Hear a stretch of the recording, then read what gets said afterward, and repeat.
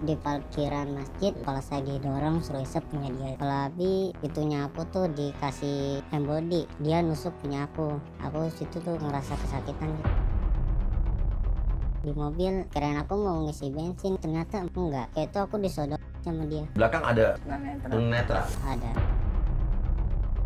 Kejamnya lagi ketika sakit justru dia diambil, dia dilecehkan. Anak-anak bocil dia jajarin seksual, habis berbuat besok sedekah tahu, sedekah tempe, Dosa sedekah hilang. sayur. Itu doktrinnya dia. Nggak takut apa Allah murka, nggak takut nanti diazab, malah Dia bilang ngeledek, gitu. malah Nggak ngeledek. takut, nggak mungkin katanya Nggak Allah mungkin, azab nggak mungkin dia. kan kita udah tebus dosa, malah nantang. Assalamualaikum warahmatullahi wabarakatuh. Ketemu lagi bersama saya Uya Kuya atau Surya Utama SIP, anggota DPR RI dari fraksi PAN. Di sini ketemu lagi di LBU, Lembaga Bantuan Uya. Kali ini ada Mbak Din dan juga ada beberapa korban, di mana ini yang pernah kita bahas juga minggu lalu. Jadi seorang ustadz, pemilik yayasan yatim piatu yang mencabuli, melecehkan, bahkan mensodomi anak-anak yang ada di yayasan tersebut sampai puluhan orang. Dari anak yang paling kecil, ada yang masih umur 7 tahun, 7 8 tahun dan 8 tahun. 8 tahun sampai yang dewasa. Dan itu terjadi selama bertahun-tahun, dilakukan juga bersama dua pengurus lainnya. Ya. Abi Sudirman, cuci otak, anak asuh panti asuhan Tangerang, demi lakukan asusila, begini modusnya. Tak cuma ruda paksa, kasus panti asuhan Tangerang kini merembet ke dugaan perdagangan orang, ada manipulasi. Manipulasi data anak panti asuhan. Abi Sudirman pernah akui ada 150 anak asuh, padahal aslinya tak lebih dari 30 demi ambil keuntungan. Bukan cuma lakukan ruda paksa ke anak panti asuhan Tangerang, Abi Sudirman ternyata juga tilep uang anak asuhnya. Sekarang Abi Sudirman sudah masuk penjara bersama satu lagi Yusuf Bahtiar. Yusuf Bahtiar. Dan masih ada satu orang DPO. Ini orangnya. Namanya siapa nih, Pak? Yandi Supriyadi. Yandi Supriyadi. Barang siapa yang menemukan keberadaan orang ini, laporkan. Ya, dicari orang ini. Sebetulnya kita bisa lihat nih seperti apa dia juga main sosmed kan? Sudirman ini yang kita lihat nih kesehariannya dia dengan sosmednya.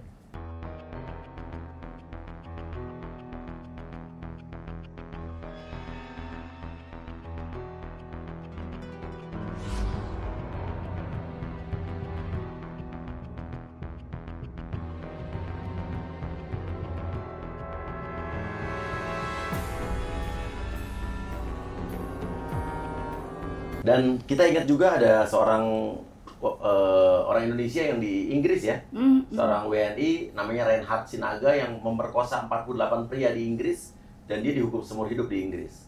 Ya, ini ada beritanya, Reinhard Sinaga, predator seksual setan, pemerkosa berantai terbesar dalam sejarah Inggris, dihukum penjara seumur hidup. Ini orang dewasa. Ini banyak anak-anak, artinya hukumannya harus minimal sama atau lebih dari ini. Harus lebih dari ini. Iya. Selain pidana yang seberat-beratnya, menurut saya si predator anak ini juga mungkin harus dikebiri kimia.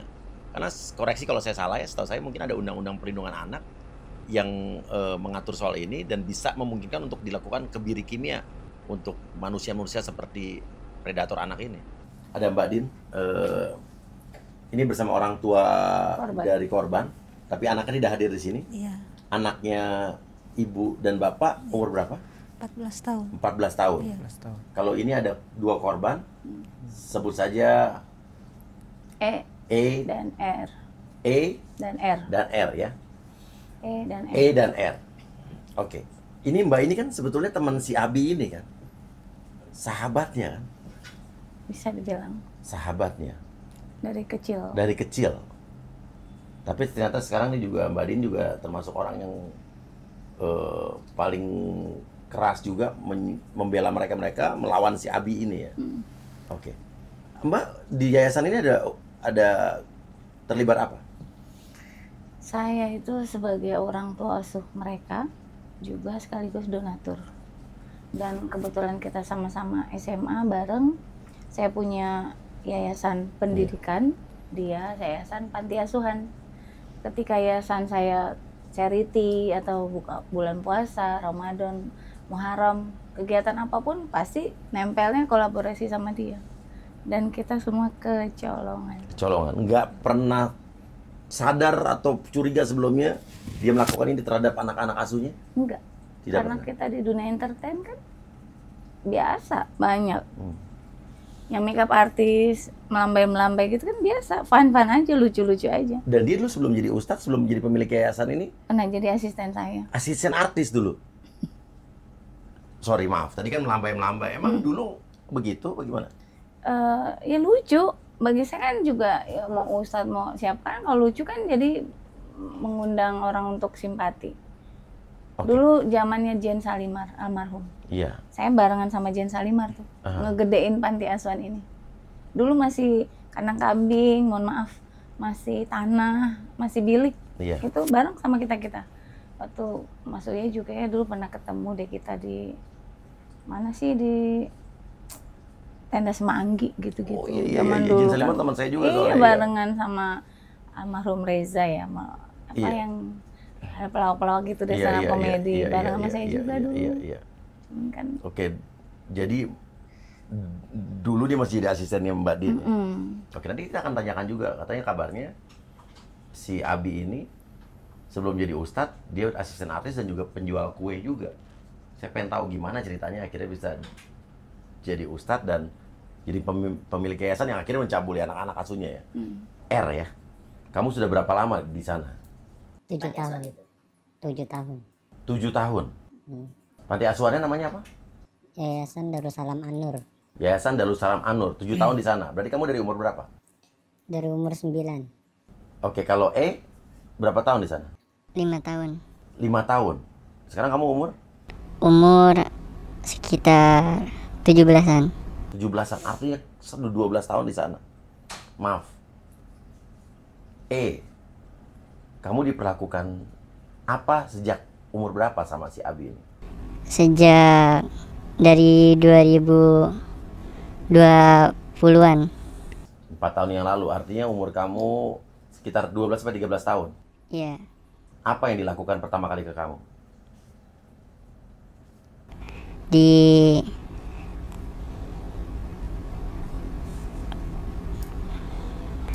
Kenapa kau ngomong lagi? dilecehkan sama dia Dia melakukan apa di mana pada saat itu? di kamar dia. Kamu dipanggil ke sana? Iya, dipaksa. Dipaksa? Ada siapa saja di kamar itu? Dia doang sendiri. Oke, terus apa pertama kali dia nyuruh apa atau maksa apa? Disuruh ke kamar. Oke, setibanya di kamar? Tibanya di kamar, dia pertama kayak suruh mijitin dulu gitu. Oke. Habis itu dia langsung kayak nyium-nyium. Habis itu langsung aku tolak. Oke, terus apa yang dilakukan saat kamu tolak?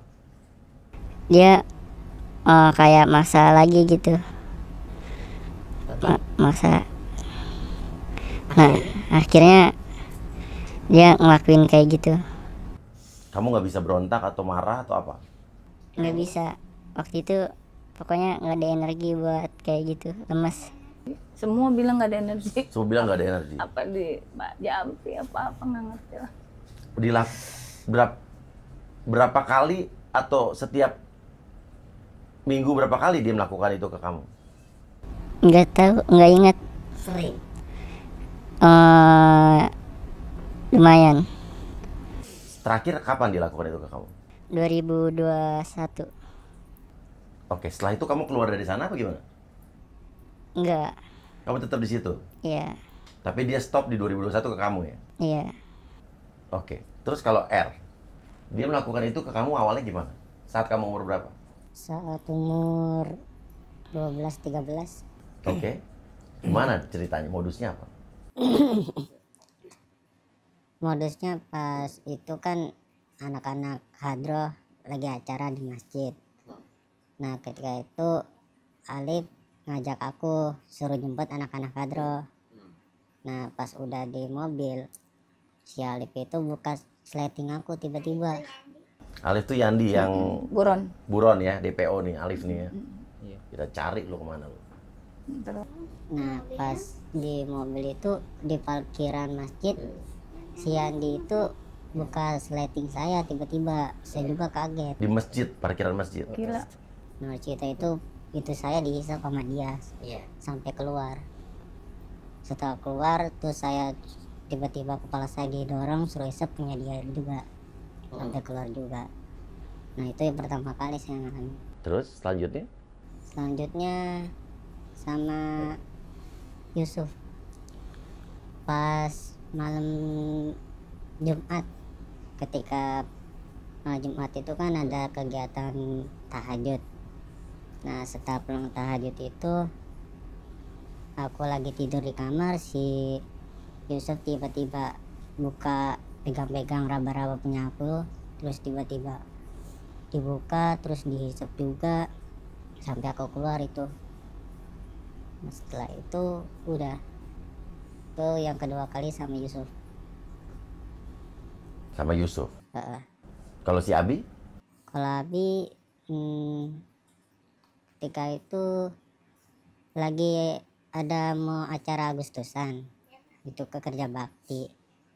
Nah ketika aku beres-beres depan kamarnya, aku dipanggil suruh masuk ke kamar pijitin. Setelah pijitin, nah dia kamar mandi tuh nggak tahu ngapain. Setelah itu lampunya dimatiin, terus pintunya dikunci. Setelah itu aku didorong ke kasur, terus diraba-raba semuanya, terus dicium. Nah habis dicium, itunya aku tuh dikasih apa namanya, embody citra. Nah setelah itu itunya aku nusuk punya dia. Dan setelah itu aku keluar di dalam punya dia, terus setelah itu dia nusuk punya aku sampai aku keluar. Nah setelah itu aku situ tuh ngerasa kesakitan gitu. Nah setelah keluar udah selesai, terus aku suruh keluar, aku turun ke bawah langsung. Setelah itu besok-besok terjadi lagi ya? Terjadi lagi berapa kali? Nggak kehitung. Selalu suruh ke kamar? Selalu, di mana-mana, di kamar, terus di mobil, terus di mobil lagi ngapain? Di mobil itu si Andi sih lagi ada acara di Ciledug. Nah Ciledug itu kan si Andi kan si Abi kan si Dirman kan ngundang tunanetra. Nah setelah itu kan ya nganter anak tunanetra. Nah di situ Pak mau isi bensin, kirain aku mau ngisi bensin itu, ternyata malah enggak, malah aku diperlakukan begitu, terus dipegang-pegang punya aku. Dia di posisi apa, nyetir apa enggak? Dia udah selesai nyetir sana parkiran itu. Tapi dia duduk di depan, di belakang? Depan sama aku. Di depan sama kamu? Iya. Di belakang ada tunanetra? Ada. Dia apa, dia disuruh kamu gimana? Kayak itu aku disodomi sama dia. Di pom bensin? Iya. Terus tunanetra yang ada di situ yang lagi Nggak lihat. dengar nggak dia? Kurang tahu sih. Ini bener-bener sakit jiwa apa gimana ini orangnya? Oke. Maaf ya, saya emosi.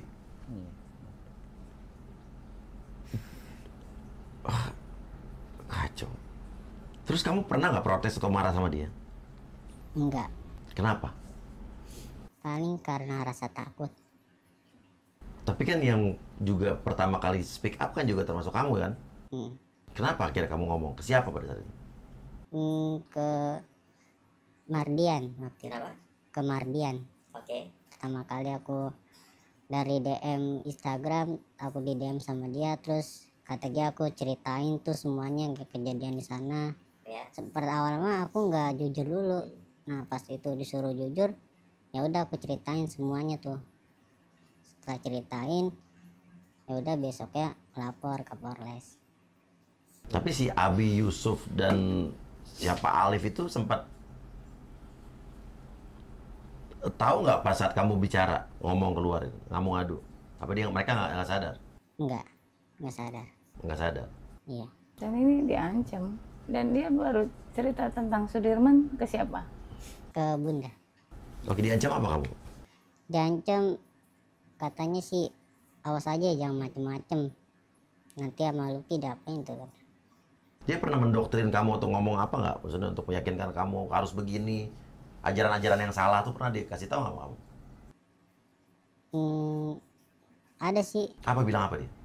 Katanya ini katanya buat masa depan kamu nanti kalau udah punya istri nanti kayak begini caranya begitu. Jadi dibilang kamu harus melakukan itu karena demi masa depan kamu. Iya. Nanti punya istri. Karena punya istri. Iya, biar benar gitunya. Persiapan punya istri. Apalagi yang dia ngaco-ngaco? Ya pokoknya tentang agama lah dia bawanya. 12 Apa? tahun. Aku kurang paham sih karena lupa. Kalau dia pernah ngomong sesuatu nggak ke kamu? Sama kayak ini. Bilangnya apa dia? Sama kayak ini. Dibilang bahwa kamu melakukan itu untuk Masa depan nanti. berarti ini adalah doktrin pemahaman yang benar dia bawa sendiri. Ini benar hukumannya harus berat banget nih. Begundal ini nih. 12 tahun tahu apa sih? Iya. Dan ini juga waktu BAP belum jujur ya kamu ya? Iya. Nggak jujur. Kenapa? Ya kan nggak tahu kenapa. Ya ini harus pakai saya pendekatan emosional dan ini saya dulu. paham, Terus paham. akhirnya pas baru kan udah BAP tuh. Hmm. Ya kan suami aku kan saya guru nih ceritanya kan bisa memahami kejiwaan Ngerti. anak. Ngerti. Ketika aku bilang sayang kamu diapain cerita ya sekarang tujuan kita kan memenjarakan pimpinannya.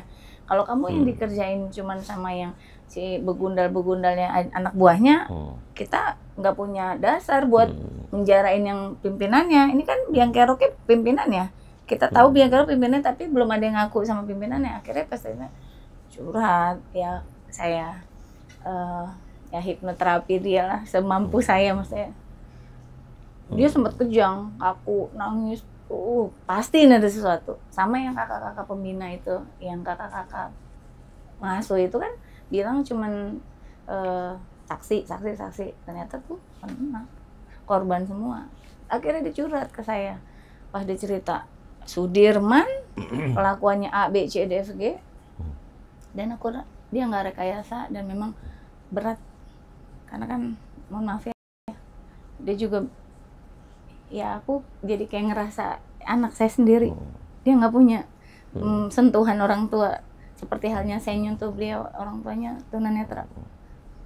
Bapaknya juga nggak ada di dekapan kamu ya gitu. Jadi ya ini juga ini yatim kan, jadi anak tunanetra yatim. Ada korban di saya yang ibunya ODGJ. Ibunya ODGJ. Ada yang bapaknya tunanetra gitu. Diperlakukan. Iya, dan ini begitu sama si bejat. Dan bajingan ini dan mereka datang ke saya ya minta perlindungan, minta tolong Bunda. Aku gini kan awal-awal juga dari bulan Mei saya dapat laporan dari korban itu. Tapi mereka kan takut. Mereka kan temennya nih. Bunda Din ini bestinya Sudirman. Nggak mungkin. Jadi mereka taunya kan bestinya Sudirman. Kan mereka datang pertama DM. Tolong bilangin Sudirman gini. Ala-ala spy lah mereka ini saya kayak teror saya gitu. Aku bilang fitnah nih. Jangan fitnah, aku bilang gitu. Terus bener Bunda, kita semua anak-anak panti, hampir semua anak panti dilecehkan. Aku bilang ini, kalau memang kamu bener lecehkan, tunjukkan. Kamu datang ke sekolah. Bener tuh, berlima datang ke sekolah saya. Berlima datang ke sekolah saya, cerita. 1, 2, 3, sampai mereka yang pada cerita ini udah pada bubar. Udah pada kabur dari benteng maksiat itu gitu. Udah keluar akhirnya. Sampai kamu hampir mau diculik ya? Iya. Masih Yandi sama si Yusuf. Gimana ceritanya? Masih Loki. Ceritanya sih awal-awalnya aku ditelepon sama bapak.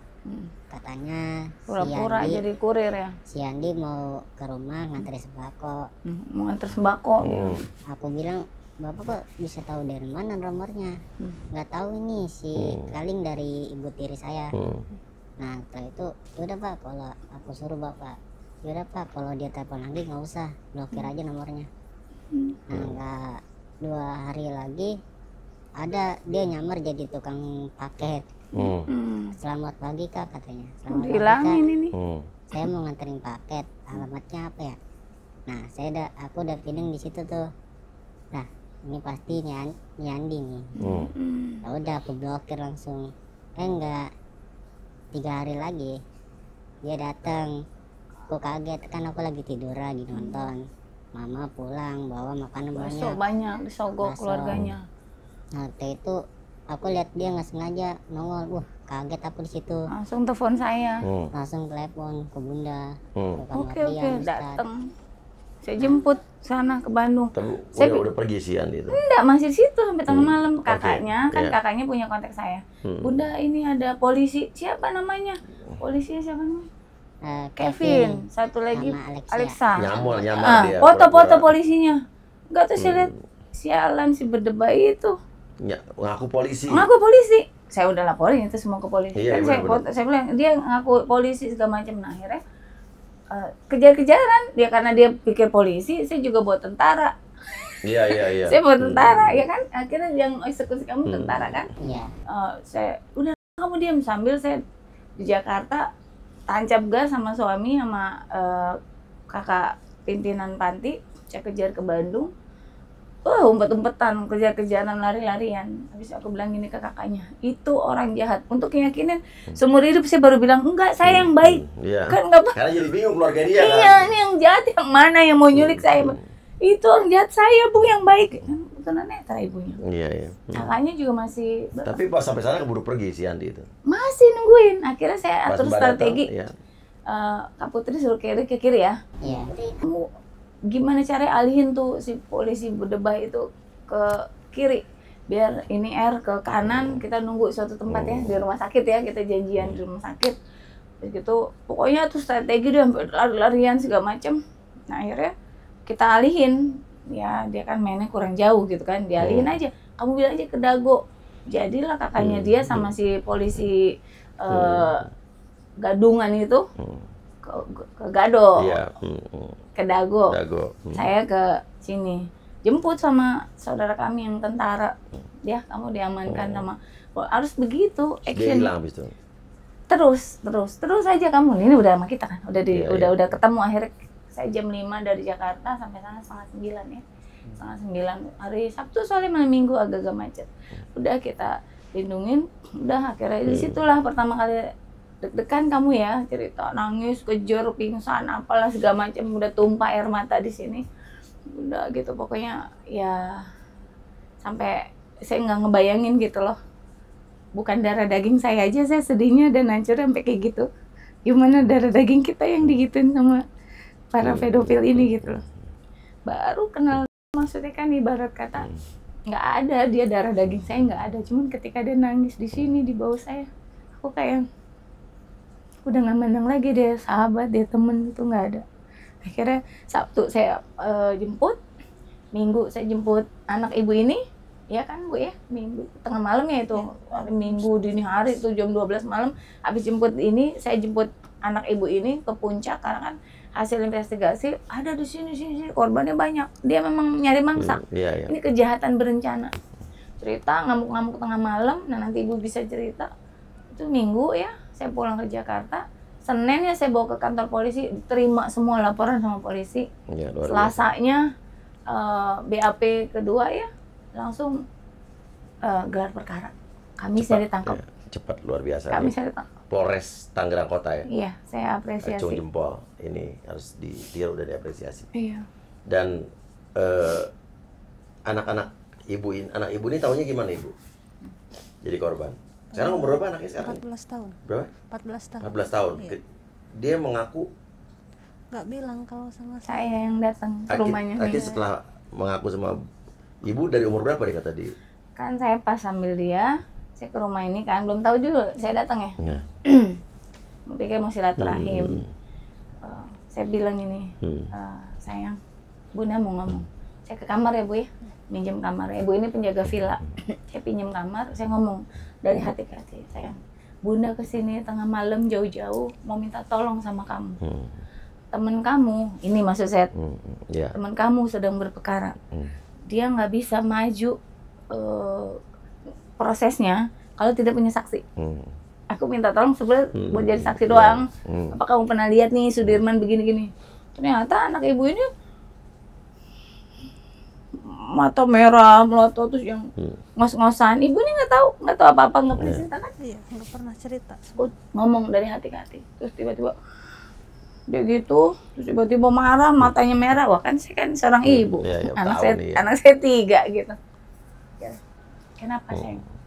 Kamu juga pernah dilecehin sama aku. Apa ceritanya? Ya, saya takut nanti berubah kan. Saya ada teman direkod. Takut berubah kan. Cerita. Ya, maaf, nggak apa-apa ya saya ceritain. Kejamnya lagi ini yang dia kondisinya lagi sakit. Pertama kali dikerjainnya kondisi lagi sakit. Kalau sakit tuh di panti atau di pondok pesantren atau apa pasti ada ruang sendiri kan, di ruang khusus orang sakit. Ketika sakit justru dia diambil ya boleh. Umur berapa pada saat itu dia? 2 tahun yang lalu. Jadi seumur 10 tahun pada saat itu. 11 ya. 11. Sekarang 14. Terus dia bilang apa lagi? Ya itu modusnya pertama gini, maksudnya diolesin pakai lotion nyamuk. Lotion nyamuk. Betisnya dulu semua anak-anak yang tidur terus naik ke paha, naik ke kemaluan. Nah itu dia lagi sakit. Dia berteduh di tempat yang dia rasa aman, nyaman, di tempat anak kecil gitu. Ya ternyata di situ pertama kali dia merasa dia dilecehkan. Gak bisa saya sih sakit mereka saya aja kalau ngomong ulang-ulang sakit gitu loh. Situ dan bukan sama satu orang, anak buahnya juga. Setuju? Si Yusuf apa si Alif? Bertiga. 3 sekawan. Dia kan pasangan homo. Iya. Dia udah punya sekte gitu kayaknya. Ini kayak sekte nih. Iya, kayak anak-anak bocil dia jajarin semuanya. Gitu. Jadi nggak apa-apa. Nah nanti kalau habis berbuat mesum, besoknya kita sedekah, nanti hilang. Itu doktrinnya dia. Doktrin dia habis mesum. Besok sedekah tahu, sedekah tempe, dosa sedekah hilang. sayur. Dibilang begitu. Kan satu apa dia bilang pokoknya satu kejahatan ditutup dengan 10 pahala kebaikan. Jadi doktrin ke korban-korban habis mesum, sedekah, besok paginya itu ciri-cirinya. Dosa hilang. Oke. Itu terus karena dia rajin sedekah kan, dan sedekah juga bukan duit dia, duit donatur. Gedung itu tinggi juga duit teman saya, sumbang, teman-teman saya nyumbang ke sana. Jadi setelah saya investigasi korban-korbannya satu persatu, memang dia punya keyakinan begitu sama anak-anak panti lainnya kalau terus kan ini, Abi sampai kapan kita begini terus? Ada yang nanya. Salah satu korban. Udah stop, sampai kapan kita ini? Nggak takut apa Allah murka, nggak takut nanti diazab. Nggak mungkin, mana gedung kita makin tinggi, mobil kita makin banyak gitu, malah ngeledek. Gitu. Malah ngeledek. Nggak mungkin katanya Allah nggak mungkin kan kita udah tebus dosa. Malah nantang. Makanya ketika nggak mungkin Allah azab. Ya azab, nggak mungkin Allah azab. Ini gedung kita makin mewah. Memang iya kan dulu yang tanah, sekarang ya kan diajarin itu istijot gitu. Tetap dia ngeyel gitu. Makanya kemarin saya nanya di kepolisian, nanya ke humasnya, Pak, emang kalau proses di kepolisian segini? Wartawannya enggak, biasa 50, 60 udah paling banyak, itu ratusan. Jadi kayak sedunia hajar dia gitu loh. Emang harus orang begini harus jangan dikasih ampun menurut saya. Jahat banget gitu. Dan ini juga polisi harus menerapkan pasal yang seberat mungkin. Kalau perlu pasal berlapis, kalau perlu LP-nya satu-satu. Ya. LP satu korban nanti keluar dari penjara, nyaranin LP ini udah seumur hidup sampai dia udah nggak ada di penjara. Begitu. Masih ada 3 korban lagi yang belum dilaporin. Bisa LP aja. Masuk aja dampingin. Iya, nanti saya. Amin ya Allah, masih ada 3 korban lagi. Amin ya Allah. Udah ada pengacaranya belum? Sebagian kan udah. Yang 3 ini kan belum nih yang mau laporan. Iya. Masuk ya kawal aja tuh. Iya, ini ini saya kawal seluruh kasus ini. Amin. Dan intinya akhirnya baru cerita anak. mereka ini jerit-jerit Jerit-jerit. ibunya. Kan saya ngomong dulu ke anaknya. Udah cerita, dia nangis, marah. Akhirnya saya bilang, saya bingung kan. Ibu bikin surat kuasa ya ke saya, minta tolong dampingin.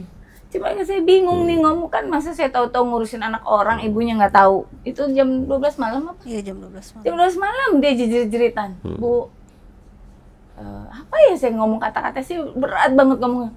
Bu, maaf ya, ibu udah tahu belum berita Sudir? Kayaknya pernah ya, ada berita dulu. Saya press conference di Menteng tuh. Itu jadi meledak tuh, saya press conference sengaja. Kayak aku, iya saya tahu. Kirain gosip, bener Bu. Sudirman tuh lagi berurusan sama polisi. Kata dia, kirain gosip. Bener Bu. Dan anak ibu adalah salah satu korbannya. Langsung jadi ceritaan. Ampun-ampunan. Yang ngerasa bersalah karena dulu anaknya udah nggak betah sama ibunya, taruh lagi situ. Ya udah, berantem lah mereka tengah malam. Si anaknya jerit-jerit, ngamuk-ngamuk ini juga. Sok ibu ngomong apa yang mau apa yang disampaikan. sering ibu rasakan? Ibu sampaikan apa? Ngomong aja Bu. Ya, sedih, marah gitu, kecewa gitu. Nggak nyangka aja anak saya jadi korban pelecehan di sana.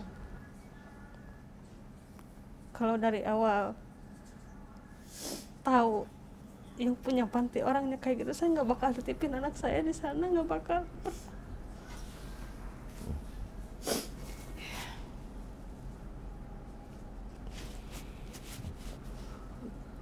Anak saya juga ke saya, dia nggak berani jujur gitu. Cuman bilang di sana nggak betah, katanya nggak belajar, nggak ada kegiatan apa-apa, cuman bilang itu aja, nggak bilang yang sebenarnya. Entah takut, entah gimana, saya nggak tahu. Saya tahunya dari bunda. Padahal pada waktu awalnya ibu memasukkan ibu ke panti, Iya. rumah yatim piatu itu Ngomongnya pesantren. pesantren Iya. bilangnya. Iya, Oke, gimana coba pesantren. Nah, diceritain? awalnya gimana kan? Saya bilang, ibu kenapa sih sampai saya gitu kan? Iya. Gimana Apa, Bu? awalnya? Coba Iya. cerita Bu. Dulu waktu dia mau naik kelas 2 SD sempat dibawa. Dari SD udah ya, diintai. cuman 12 hari apa 13 hari gitu. Anaknya nangis terus. Nah, si Alip ini WA saya, ya. Ibu katanya Agung nangis gimana ya? Ya udah tolong dibalikin aja dulu, nanti aja lah kalau udah gede di mondok lagi di sana. Besoknya dianterin lagi. Pas kemarin udah keluar SD dibawa lagi ke sana. Diiming-imingin apa? Jadi Yandi ini Iya. yang awalnya. Kenal di mana sama Yandi ini Bu? Iya kan suka ke sana ke puncak. Iya, iya. Suka bawa Healing-healing. anak-anak jalan-jalan. Oh, penjaga villa ya kan? Iya. Ibu penjaga villa. Oke, dari Villa situ yang dia- berbeda ya, villa Iya, yang berbeda. villa Jadi Yandi yang ngajak buat nanti dibawa Iya. ke pesantren. Iya. Jadi bilangnya pesantren. Iya, bilangnya pesantren. Yayasan pesantren katanya khusus anak yatim aja katanya. Iya, bilang dan gitu. Nah, ibu emang percaya. yatim, anaknya Iya. emang Iya. yatim. Sudirman nggak ngajak. Iya, emang itu. si Sudirman. Abi yang pertama. Sebilang apa sih Dia, Dirman ini? nanti katanya di sana mau saya sekolahin, katanya nanti kalau misalkan udah keluar sekolah dia nanti apa sih kerja di sana, katanya bantu biar bisa bantu anak adik-adiknya juga di Jadi sana. ini emang udah modusnya diincar. Terus Iya. Dia udah pikiran udah kotor, Nyari. nyari korban di mana-mana, itu Nyari. kejahatan terencana ya. terencana. Iya. Iya. Itu berarti terencana banget maksudnya. Iya, iya. Ini Oke. terencana. Iya. Dan ini udah dilaporkan ya anak yang kasus anak ibu ini berarti ya. Justru belum. Ini belum ya. Makanya minta Iya, tolong iya, iya, Mas iya. Uya nanti. Ini Mau dilaporkan di sama di Polres Tangerang Kota apa mau di mana? Tapi ini udah melibatkan banyak orang, bisa di Polres Tangerang Kota, bisa juga atau mungkin bisa di Barreskrim kan gitu ya. Iya. Iya, makanya itu Iya. saya banyak banget pelaporan akhirnya ke Iya, saya iya. tuh. Jadi siapa aja yang belum lapor? 1, Anak 2, ibu 3 ini. ya? Iya. 3 siapa aja? Ini? Iya, ini belum. Iya. Oh, belum lapor. Belum. Satu lagi siapa ya? Di rumah ya, bocil. Iya, ada lagi satu lagi. Apa tuh dia ceritanya? Sama itu yang saya bilang ibunya ODGJ. Bapaknya tunanetra. Ya. Baru 6 SD. Dia mau cerita, teman-teman SD-nya pada mau cerita ke saya. Sakit. Oke. Berdarah ini Oke. segala macam. Mbak Din, waktu kasus ini Mbak udah denger nih, pasti Mbak marah sama si Dirman ini kan? Iya. Sempat ngomong nggak sama dia? Saya mau dipanggil polisi buat jadi saksi. Pertama saya kan saksi ya. Saksi untuk korban. Enggak, pada saat itu Mbak Din udah ngomong sama dia? Belum? Bulan Mei itu kami di-chattingin apa segala macam, saya masih deg-degan. Ya. Fitnah nih, fitnah. Ya namanya dia kan ustadz selebriti gitu juga Ya, kan. ya. Ada mainnya juga ketinggian kali dia, jatuhnya juga sakit. Saya lapor ke gurunya dia. Iya. Yang notabene-nya guru saya juga. Iya. Ya kayaknya lah gitu. Saya konfirmasi, Pak Kiai ini gimana sih ada gini begini. Ya beliau mengatakan ya orang ini emang sakit homoseksual. Nanti lagi saya beresin. Ya saya kan pikir menjaga nama, menjaga persahabatan. Ya udah deh, yang penting sama gurunya udah diberesin gitu, udah diakikahin, udah apa segala macam. Terus jadi gimana nih, saya ngomong kan nih ke Sudirman, Pak, udah nggak usah biar urusan saya. Udah tuh saya bilang sama suami, kata suami saya, ya udah kita lihat nih bulan Mei sampai berapa bulan kalau ada korban hajar. Ya udah nggak lagi. Ternyata bulan Mei, Juni, Juli korban pada berdatangan ke saya kayak tsunami gitu, kayak yang ya udah gas kan. Terus pertama kali ngomong sama dia soal ini sama si Dirman ini? Saya bikin press conference. Iya. Di Menteng itu. Iya. Pertama kali saya undang infotainment. Dari situ dia tahu saya jadi musuhnya dia. Jadi saya nggak ngomong lagi. Terus dia nggak berusaha hubungin Mbak Din? Dia gibahin saya kayak yang lain-lain. Tapi kan saya tahu, saya dengar. Gibah. Ngomongin. Dia tuh Abi apa? Abi kan, bukan Umi kan dia? Kayaknya sih Umi. Iya. Dia nanya nih gitu kan. Gibah. Panggilannya Abi, bukan panggilannya Umi, bukan? Dia ngefans kali sama suami saya. Suami saya namanya Abi. Oh iya. Oke. Dan abis itu tidak berusaha, apa digibahin apa Mbak Din? Gue difitnah. Oh dia kan saya bikin press conference. Pertama kali ini mencuat, saya bikin press conference. Dia bikin tandingan. Dia fitnah saya hoax. Saya penyebar fitnah. Saya jealous sama dia. Jealous dari mana? Saya wanita, dia waria. Gak mungkin gue jealous sama dia. Pokoknya dia hancurin nama saya dengan bilang saya penyebar berita hoax. Jadi di pengajian, di mana-mana itu saya, Din jahat banget sih. Din jahat banget, teman sendiri fitnah. Tapi saya bilang, karena masih banyak orang yang percaya sama dia berarti ya? Banget. 85 apa 90%. Jadi saya sama geng saya aja bertiga. Pertama kali saya, Bu Tati sama Mbak Yus bertiga aja tuh didampingin suami dari balik layar.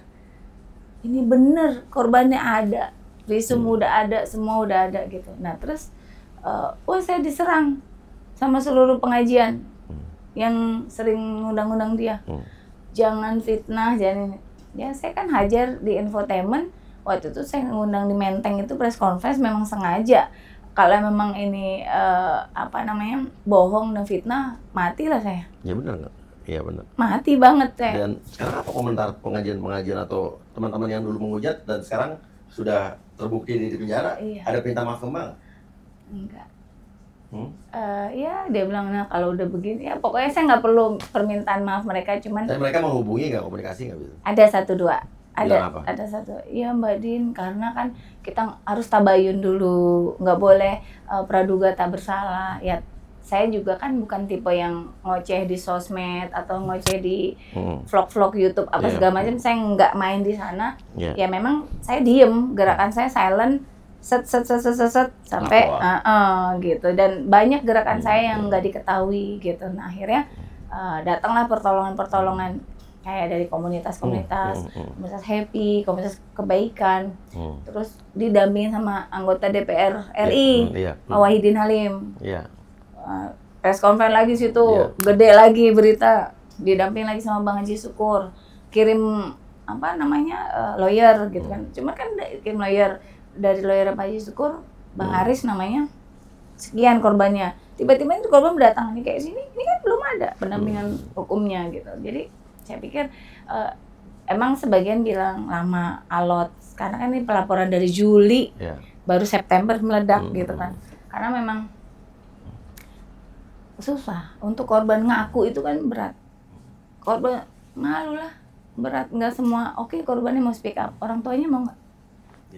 Oleh orang tuanya bisa, anaknya mau nggak? Yang kayak kemarin datang ke sini, saya tuh bilangnya saksi, itu saya yang enggak, kamu korban. kamu korban Yang sayang. cewek sama cowok. Aku bilang, kalau ini kan apa namanya, yang cowok itu kan aku bilang dekat sama aku si M ini. Iya. Dia jemput kamu juga sama kakak itu ya, gitu. Jemput barengan. Kamu korban sayang, kamu ngapain kita susah payah nih ke Cimacan, ke Puncak, ke Bandung. Lah, korbannya ada di depan bunda sendiri, ngapain kita nyari yang jauh? Kamu aja yang ngomong jadi korban, aku bilang gitu. Ya bunda, aku korban. Ya udah, akhirnya kan yang tadi cuma di BAP pertama saksi, jadi saksi korban. BAP kedua saya dampingin itu semua 7 anak. Yang menarik Mbak Din, dulu kan sahabatan sama dia dari dulu. Mbak masih jadi artis, dia asisten artis. Bebek kita bilangnya. Apa? Bebek bilang. Apa tuh bebek? Budak belian. Pada saat itu. Dia yang Terus budak belian. pernah jadi tukang kue juga. Iya, karena kan dia keluarganya memang jualan kue gitu, kue yang ketan. Gitu. Waktu jadi asisten artis, perilakunya seperti apa? Yang ngondek sih. Cuma kan saya nggak curiga, ngondek kan ngondek aja. Ngondek bercanda, ngondek natural gitu. apa gimana? Ngondek natural kayak ya. Maaf banget, teman kita banyak lah yang kayak gitu. Cuma nggak sebejat ini, nggak sejat itu. Tapi secara perilaku seperti ini dulu nggak pernah tahu Mbak. Masya Allah. Kalau ketemu Mas Uya nih, lidahnya tuh nggak berhenti zikir. Dari dulu, dari masih. Iya. Astagfirullahaladzim. Saya juga, ya mohon maaf, banyak juga sih kadang diingetin sama dia soal tahajud, soal duha, soal bacaan-bacaan gitu kan. Ya nggak tahu deh sekte dari mana. Dan juga ya yang paling bejatnya, para korban cerita sama saya dikerjainnya tuh pas habis tahajud. Habis tahajud. Buat nunggu senggang waktu ke subuh. Itu yang kejam banget gitu. Bagi dan didoain, ditigain. Iya. Kan apa namanya kalau nggak biadab? Oke, dan Mbak, perjalanan ini teman Mbak besti banget kan? Perjalanan akhirnya dia jadi ustadz. Jadi ustadz dulu apa jadi punya pondok yatim piatu ini? Duluan mana? Anti duluan sih. Jadi kita segeng. Gimana Mbak? Setahu Mbak dia punya panti asuhan tuh gimana ceritanya? Jadi gini, kan dulu almarhum masih ada Jen Salimar. Dulu dia belum jadi apa-apa, rumahnya masih bilik, masih tanah, masih ada kandang kambing. Itu saya masih damping dan masih nimba begini kayak bareng-bareng sama saya. Terus kita kalau nggak sholat tuh memang dia bagian sebet-sebetin. Nyesel juga gue sebetin sama dia, nggak tuh biar. Terus kita memang nih nggak sholat gitu. Memang kita ada alarmnya dia. Kita mau main kemana sama dia juga kita ajarin lah dia manner, cara bergaul apa segala macam. Nah, terus teman-teman saya kan ada rezeki nih, bingung mau ngasih kemana. Aku bilang ya udah kesini aja dia bantuin. Ya udah pada nyumbang ke situ. Nih ada banyak lah artis besar, nggak bisa saya sebutin. Dan dia emang udah rencana bikin yayasan itu Pak, udah cerita apa emang udah niat bagaimana? Dulu punya kumpulan ini dulu TK. Ngumpulin anak-anak kecil gitu. Cowok-cowok semua.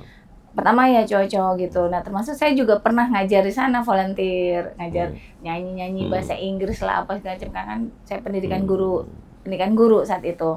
Dia viral sini ngajarin bahasa Inggris, ngajarin nyanyi, saya situ loh TK-nya sampai anak-anak. Entah seiring berjalannya waktu saya sibuk, saya kerja, dia itu ngehimpun bocil-bocil cowok. Nah tiba-tiba jadilah komunitas gitu. Belum ada panti asuhan yang hijau itu belum, baru yang di rumah sebelah kanannya itu. Nah akhirnya dia bikin yayasan, dia bilang sama saya, gue bikin yayasan. Oh iya, nggak jauh dari itu, dia kan 2006 yayasan saya pendidikan 2007, cuma beda 1 tahun doang. Ya udah kita jalan masing-masing. Nah itu memang ngumpulin cowok-cowok, tapi makin kesini saya bilang lo kok cowok-cowok doang, emang nggak ada anak-anak ceweknya, kenapa? Ribet saya ngurusin cewek, entah pada pacar-pacaran mereka, belum ntar main selah apalah gitu. Jadi saya mikir waras aja, iya juga sih anak orang cewek kan lebih susah. Nggak taunya dia malah ngumpulin cowok, ya itu untuk diajarin Akhirnya seperti ini. homoseksual. Dia dari 2006 sudah ada yayasan ini. Jadi bukan nggak mungkin, sebetulnya ada korban-korban dulu yang Ratusan. belum terungkap. Oh, saya dengan adanya speak up di media, banyak yang diusir ke Jawa, pulang kampung, apa segala macam, banyak. Ini kalau saya laporin ke polisi, saya yang kerepotan. Oke, jadi buat yang pernah merasa jadi korbannya si Dirman dan kawan-kawan si Abi ini, ya, kemana kita harus ngadu? Boleh ke Instagram saya di king_uyakuya DM atau Instagram Mbak Din. Dendes Lovers. Nanti kita tulis di sini ya. Ya jangan takut buat speak up. Iya. Ya. Itu Oke. ada yang dipulangin ke Jawa. Nah, si buronan Yandi ini ketika dia tahu dia tangkap, dia bawa satu korban, namanya boleh disebutin, namanya bapaknya kalau nonton di sini tolong anterin ke sini, pulangin ke Padang. Anak adalah saksi kunci yang tahu kebiadaban dan kebejatan, makanya diamankan. Nggak apa-apa ya, saya sebutnya di Padang yang baru saya jadi ketika penangkapan ini beredar, dibawa kabur sama Yandi, itu adalah korban dan tahu kebejatannya semua, hasil dari interogasi semua teman-teman. Umur berapa, Di? Umur 14, 16.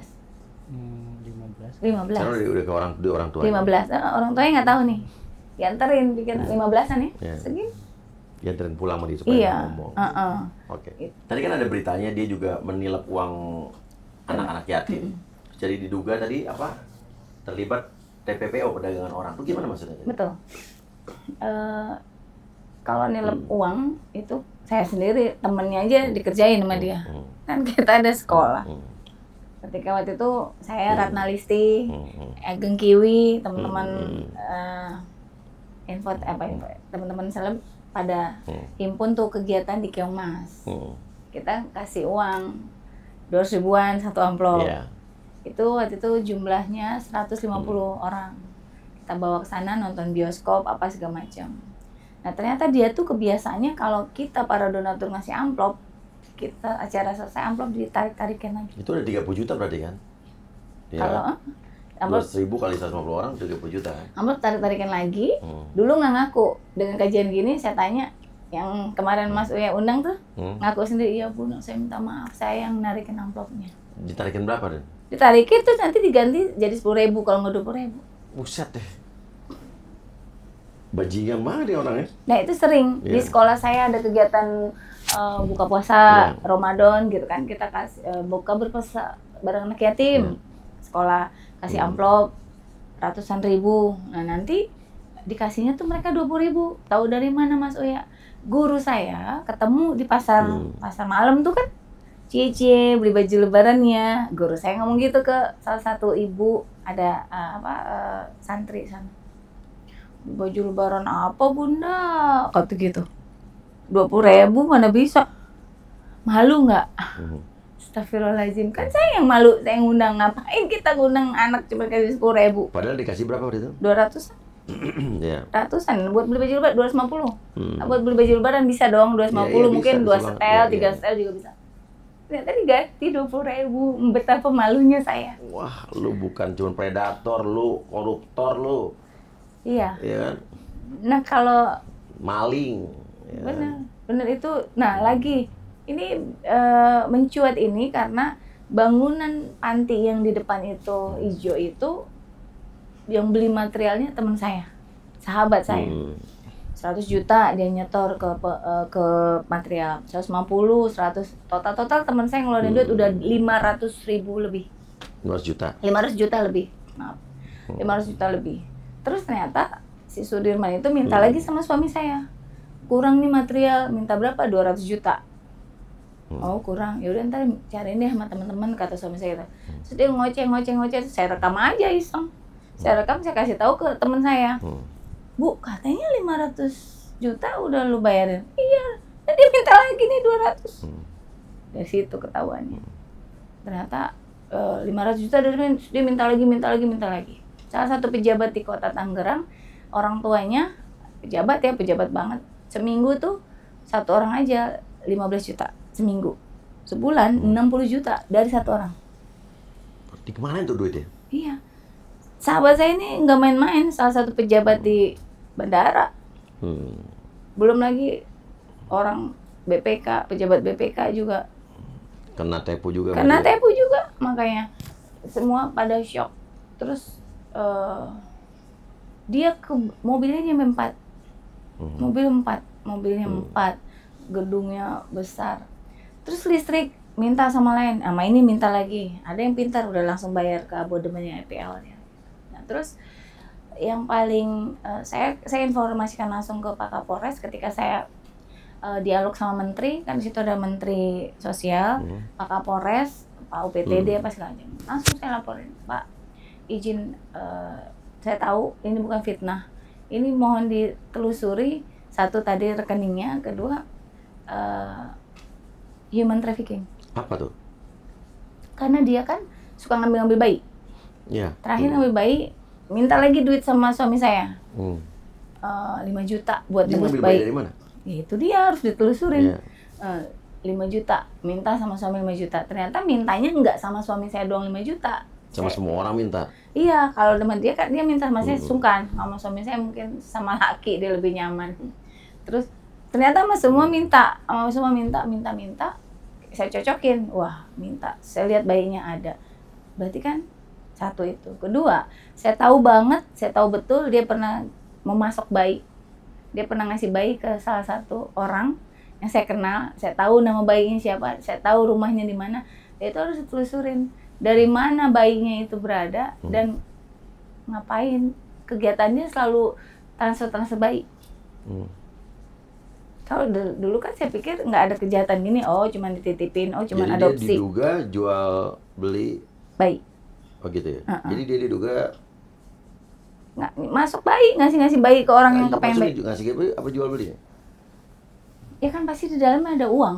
Iya. Karena kan dia aja ketika dapat bayi, dia minta uang ke kita.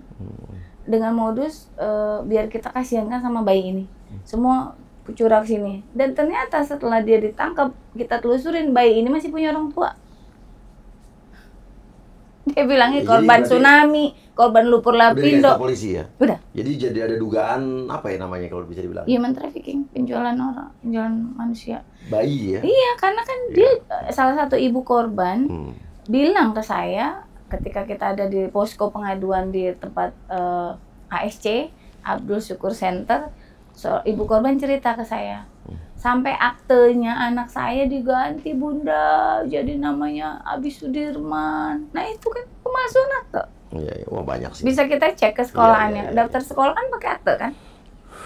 Jadi si ibu ini masih ada, diakuin anak ini yatim. Buat dia ngambil keuntungan. Buat semua orang iba sama anak-anak. Tapi bayi-bayi itu semua diserahkan ke orang-orang lain kan? Tidak dirawat di situ ya? Ada 2. Ketika ditangkap kemarin, ada 2 bayi ya. Ada di panti itu.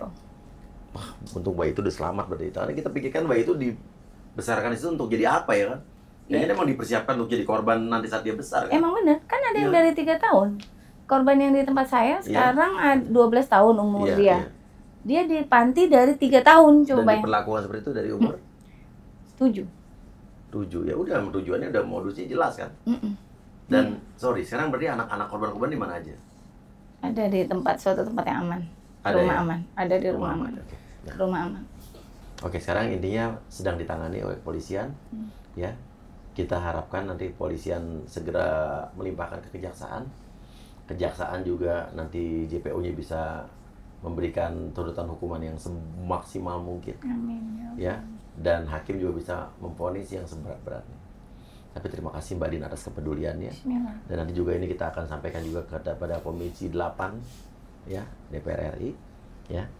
Dan ini jadi perhatian serius, negara harus turut serta berperan dalam kasus ini. Karena ini bukan masalah yang ece-ece, ini masalah sangat serius. Menyangkut masa depan anak-anak bangsa. Karena korbannya udah tersebar di seluruh Nusantara. Dan artinya ini harus diwaspadai lagi. Kemungkinan terjadi hal-hal seperti ini di tempat-tempat panti-panti atau apapun ya yang berkedok panti, yayasan atau apapun atau pondok apapun ya, ini harus diwaspadai. Pemerintah harus turut serta ambil bagian di dalam penanganan kasus ini dan juga untuk selanjutnya. Terima kasih Mbak Din, yang sabar Ibu Bapak, Mas, Enggak mungkin ada jangan yang takut mau buat bersuara. disampaikan. Dia mau sampaikan Apa suatu. yang kamu katakan? Ngomong aja. Nggak apa-apa. Ngomong. Gimana? Pengen Sudirman diapain? Tuh Kamu ngomong pengennya sama gue. Sudirman diapain?